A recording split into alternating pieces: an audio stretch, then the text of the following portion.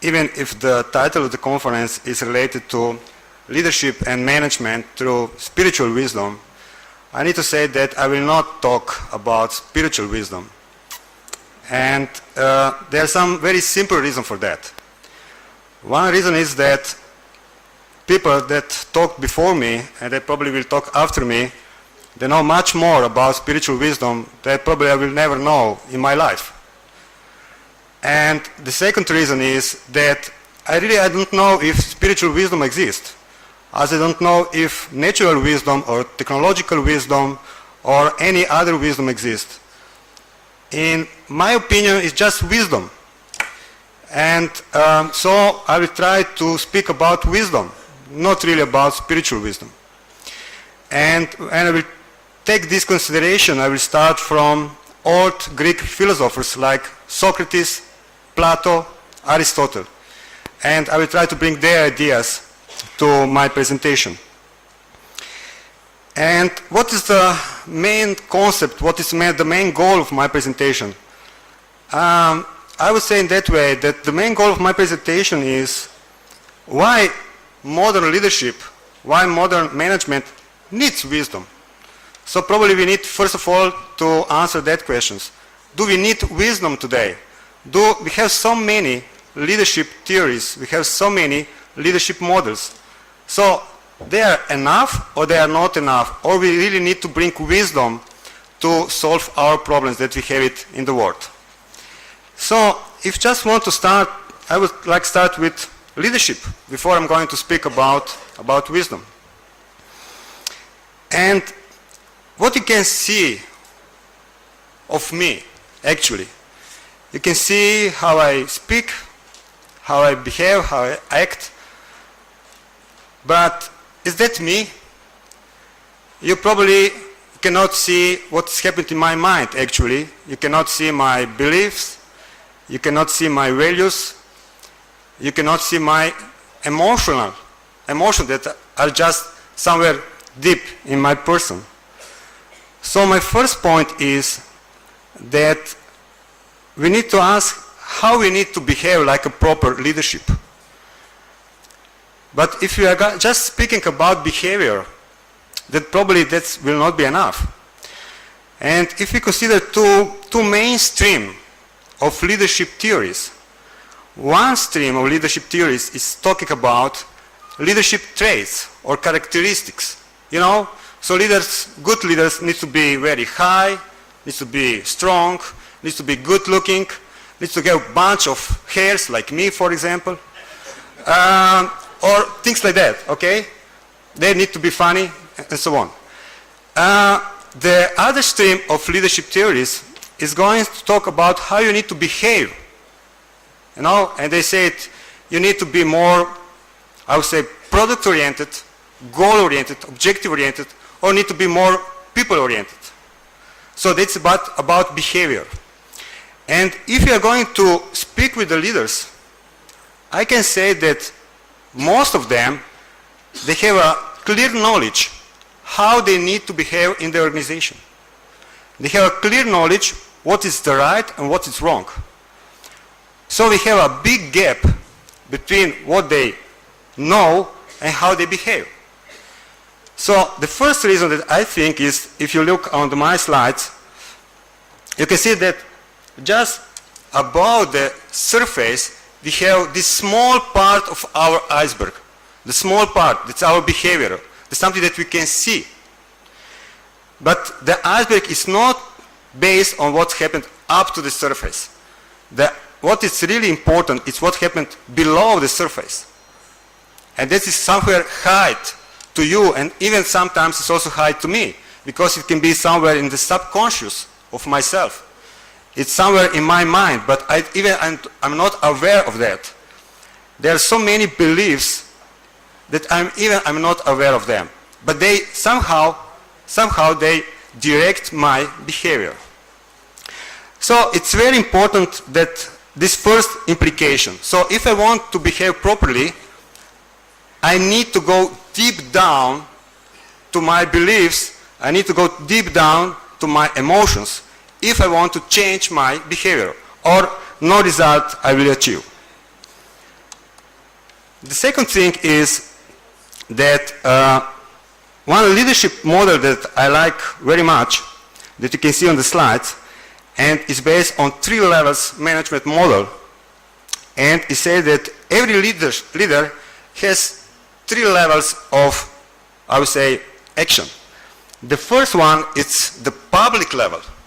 So that's something how he's able to manage the mass of people, how he's able to be in front of the media, how he's able to speak to his employees, how he's able to speak to his stakeholders. So this is the public leader. The second level that you can see, it's a personal leader. That's, I would say, the level of the leader who is going to speak with just one employee. It's one-to-one. So how you are able to speak with your employee. Maybe with the good one or with the bad one. And the third level is the private leader. I think that this one is the most important.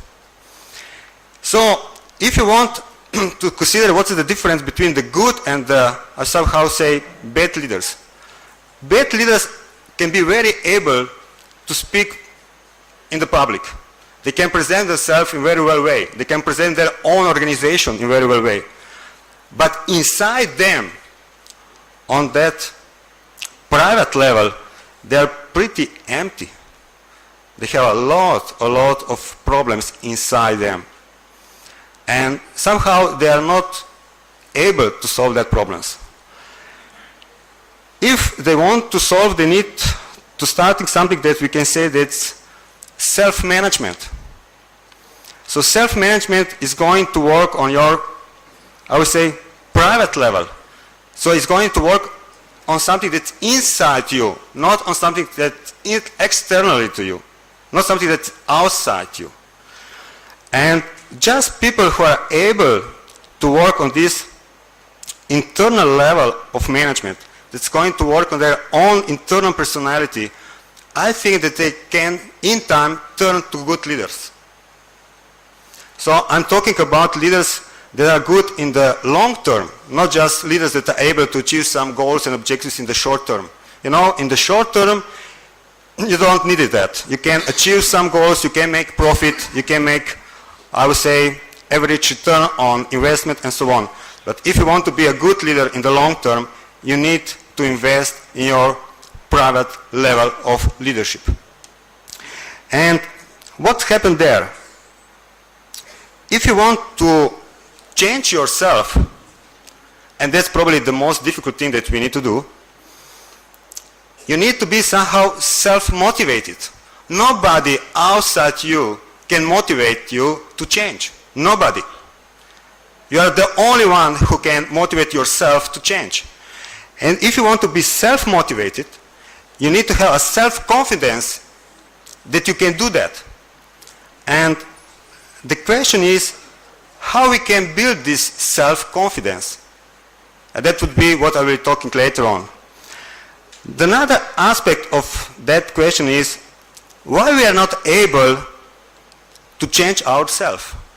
Why we are able to know exactly the proper answer on our problems or the problems in the organization, but we are not able to change ourselves. And I would say that, as I talked today in the morning, ego is probably the biggest problem. Ego is just something between, you know, my possibility to change and what I know. So that's the gap. And another thing is that why we need to change, why I need to change like a leader, why my employees doesn't need to change. Because what I can really control is just myself. I cannot control themselves. I can control myself. So if I would change, I will give them what? A proper example what I expect from them. And if I would change, I could help them to change. If I will not be able to change, they will not be able to change. Another thing is, okay, let's now talking, so we need to change, okay? we need to have this self-motivation. We need to be self-confident that we are able to change. We now know that the reason why we need to change. But in which direction we need to change? What is the direction? In which direction I need to go to change in the proper way? And here I think is coming the question of wisdom. In the sense that if you take Aristotle, he said that the main goal, the most important goal of human beings is to achieve eudaimonia. Eudaimonia, it means like human flourishing. Okay? So that's the most important things in our life. So if I ask it, in which direction I need to change? I need to change in the direction that I could achieve eudaimonia. And if I want to achieve that, what I need? I need virtues. And what is the most important virtue between all of them? Wisdom. So that's the point. So why we need wisdom? Because wisdom is the most important virtue. And I need virtue to bring to eudaimonia. And that's the most important thing in our life. So now we have a link between leadership and wisdom. The next point is how we can define wisdom. Because if you consider that you just go to the leader and say, look, if you want to be a proper leader, a better leader, then just, you need to be more wise. And probably he would say, and what's that? What it means to be a wise leader. So probably we need to define what wisdom is.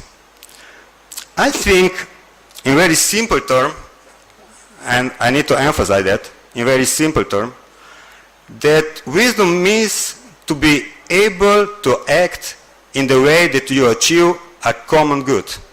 So wisdom, it's not an idea. Wisdom is not any philosophical idea. Wisdom is action, it's acting. So if I speak about wisdom, I need to speak about action. It's not just about thinking something, and that can be even the most complex idea in the world, or even the most beautiful idea in the world. That's not wisdom, at least that's my point of view. Wisdom is acting. I need to act. Okay? So I need to impact. And what is that impact that I need to bring? I need to impact in the way that I'm going to bring a common good to all of us. So I need to consider my own interest, your interest, and the interest of the nature. So all these kind of interests I need to consider that to be able to bring a common good. And not just in the short term, but also in the long term. So we can understand that to behave in the wise way, it's very, very difficult way. And the next question is then, if I want to be able to act in that way, what I need? So, which characteristic I need to develop? In that sense, I was reading different literature about wisdom, mostly from Western philosophers and psychologists, and I found out that maybe this kind of four-dimensional model can help us. First of all, I would say that wisdom is not just intelligence. That's not enough. You can have very smart guys, very smart people, but they are far from wisdom. Far from that. You can just maybe consider the Second World War, and you have these Nazi doctors that were very smart, but far from to be wise. But anyway, if you want to understand the world, if you want to understand the relationship between you and the world, then at least you need to have a certain level of intelligence that you can see the big picture. That's very important. So I would say the first domain of development, it needs to be a cognitive domain. So the cognitive domain that's helping me to see the big picture, to see how things are related to each other. The second domain that we need to develop, it's in my think it's an affective domain. It's about feelings. It's to be aware of my own emotion, and to be aware of your emotion, and to be aware how I can present my emotion to you. It's not enough so to be smart, to have an intelligence, if I don't have enough emotional intelligence. So that cannot bring me to wisdom. The third dimension that I think that needs to be present, it's a willing dimension. I need to have a willpower. I need to have this self-motivation to act in the world. I need to have this self-motivation to not to escape from the problems, but to be present in the real world and to act in that real world in the best possible way that I can do. So I need to have this cognitive domain developed well. And the fourth dimension that I think is very important is about ethics. It needs to be very clearly to me what is right, what is wrong. If I don't have this dimension, I will never be able to act in any wise way. What is important here? That this fourth dimension can develop in very different way. They are not independent, or I would say they are independent. So I can develop in one domain very far, but I could never maybe develop in other domains. So what will happen? I could not achieve wisdom. It's very simple, like that. I can be very intelligent, but I will not get wisdom. I could have a very high emotional intelligence, but I will not get wisdom. Because I need to develop on all four dimensions. And on which level of development I need to come, that's also very important. If you consider Piaget, who was probably one of the main figures in adult development theory, he said that adult people achieve what he called a formal stage of development. But if you read the papers, you will find that formal stage of development, it's not enough. So if you just come to the formal stage of development on all these four domains, that's not enough. What I found is that you need to be at least on systematic level of development, or even better, you can need to be on meta-systematic level of development. And what is the main difference?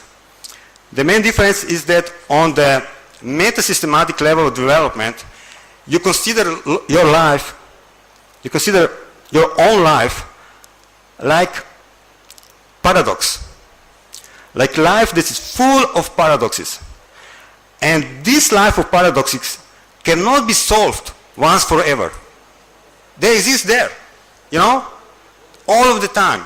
You're just trying to understand them. You are trying somehow to manage them, but you are not able to solve them. And that's very important, because what is the difference between meta-systematic level of development and formal level of development? If you are on the formal level of development, you think that your world is black and white. Very easy. You simplified your world. It's right, it's wrong. But the real world is not like that. The real world, it's much more gray. And just people that are coming on the meta-systematic level of development, they are conscious that world that we live, it's gray. It's full of paradoxes that we are not going to solve. But we are just trying through our life, somehow we are trying to manage them. So that's the big difference. So here you can see that definition that I already explained, so I will not repeat again. But on that slide, you can see how, for example, that model of wisdom can very well be related to one very known model of leadership. And what is the model? It's transformational leadership. That's just one model. It's, as you said before, there are many different models of leadership. But let's say about transformational model of leadership, because I think that now, in that moment of economic global crisis, we need to really to transform ourselves. We need to transform our society. We need to transform our companies. So you can see that if you speak about transformational leadership, and we speak about the model of wisdom that I presented, they are going very well together. All of 4 domains are needed in transformational leadership. All 4 of them. And just before I will finish my presentation, I think that it's one very interesting question, and probably the most difficult one that I don't know if I have a proper answer, or probably I don't have, or at least my answer is very generic. But the question is how we can develop wisdom. How we can do that? Okay, now we know what wisdom is. We know that we need to develop on 4 different domains. We know everything, but how we can develop? I would say that Confucius was very bright to give us a proper answer. And he said that you can develop wisdom by reflection, which is the noblest way. You can develop wisdom by imitation, which is the easiest way. You can develop wisdom by experience, which is the hardest way. And I wish you all that you will be able to develop your wisdom by reflection. I wish you. But I think that if we would develop wisdom once in our life, would be probably through experience